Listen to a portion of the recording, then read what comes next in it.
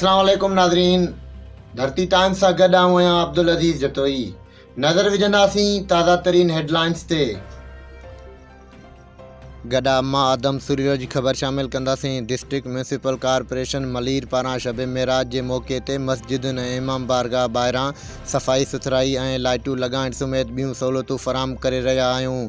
Administrator Abdul Haleem जागीरानी ख़बर मूजिबि DMC Malir पारां 27 रिजब जी भलारी राति शब मेराज जे मौक़े ते एडमिनिस्ट्रेटर DMC मलीर अब्दुल हलीम जागीरानी ऐं म्यूनसिपल कमिश्नर अनीसुर रहमान सियाल जी हिदायतुनि ते मलीर जे मुख़्तलिफ़ मस्जिदुनि मदरसनि ऐं इमाम बारगाह ॿाहिरां सफ़ाई सुथराई ऐं स्ट्रीट लाइट्स रंग बरंगी लाइटूं लॻाइण समेत ॿियूं सहूलियतूं फ़राहम करे रहिया आहिनि।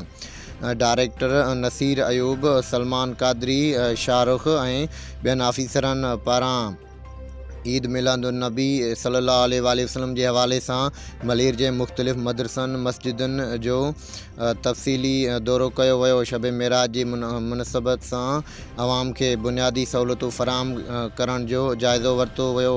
उन मौक़े ते DMC मलीर जे administrator Abdul Haleem Jagirani municipal commissioner Anisur Rehman Sial साफ़िन सां ॻाल्हाईंदे चयो त शब मेराज जी भलारी राति जे मौक़े ते मस्जिदुनि मदरसनि ऐं इमाम बारगाह ऐं ॿियनि मज़हबी हंधनि ते सफ़ाई सुथराई सां गॾु स्ट्रीट लाइट्स रंग बरंगी लाइटूं लॻायूं वयूं आहिनि। उन्हनि चयो त शब मेराज जी राति बरकतुनि ऐं रहमतुनि वारी राति आहे। उन राति समूरा मुस्लमान मस्जिदुनि में इबादत कंदा आहिनि। उन मुबारक राति जी निस्बत सां बुनियादी सहूलियतूं मुहैया कयूं वयूं आहिनि। हुननि चयो त मेराज जी राति खे अक़ीदतमंद एहतराम सां मल्हायो वेंदो आहे।